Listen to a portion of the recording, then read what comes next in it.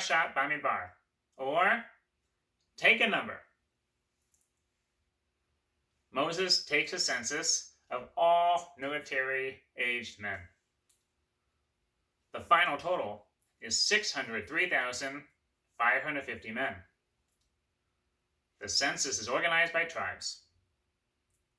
The camp is arranged with 3 tribes on a side around the Mishkan. The Levites have separate duties and their own census.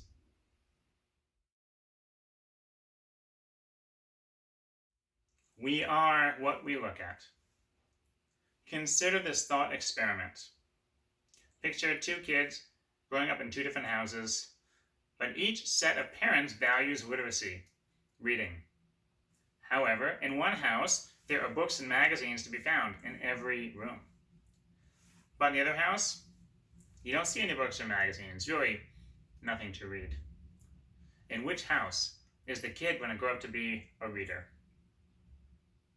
I'm oversimplifying, and we can't know for sure, but my money is the kid who grows up with words around him or her, books, magazines, something to read.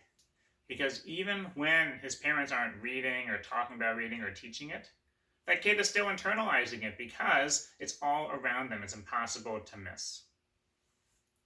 This brings me to our Parsha, Bamidbar, which begins the entire book of Numbers, which describes the wanderings through the desert for those 40 years from Egypt to the Promised Land.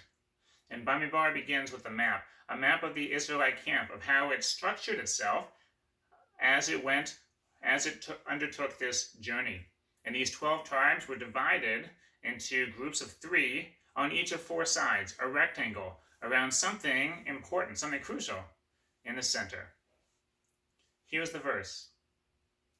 The Israelites shall camp, each with his standard, under the banners of their ancestral house. They shall camp around the tent of meeting at a distance. This verse tells us what was in the middle, what was really the heart of the camp, the tent of meeting, Ohel Moed, or really synonymously, the Mishkan, the tabernacle, the portable sanctuary that moved with the Israelites wherever they went. And the Mishkan was where God and the Jewish people connected. It's where God reached down to the Jewish people, because that's where God spoke to Moses from above the ark. And it's where the Jewish people reached up to God, because that is the site of animal sacrifices and worship. So what the verse is telling us is that the Mishkan was to be the first thing that everyone saw in the morning, and the last thing they were to see at night. It was really front and center. Everyone would see the priests and others go inside and coming out. Everyone would see the column of fire and smoke rising up to the sky. And what happened was that this physical center became the emotional and spiritual center of the Israelite people. They saw it with their eyes, and so it became part of their minds and in their hearts as well. Today, people still are what we see, and it helps us focus when we see things and when we feel things. And this is one reason why at morning prayer services, Jewish men and some Jewish women wear talit and tefillin, those boxes and straps on their head, there's our mind, and on our arm, next to our heart.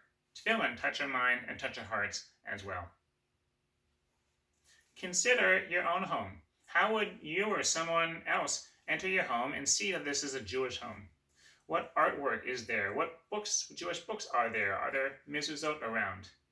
And I would venture that not just strangers, but even those in the family would pick up on those symbols and see that this is a Jewish home that values the Jewish tradition, even if those books aren't even read. The fact that they are there on the shelf is a reminder that this is a Jewish home suffused with the Jewish tradition and Jewish wisdom. Because, and it really gives new meaning to the expression, you've got to see it to believe it.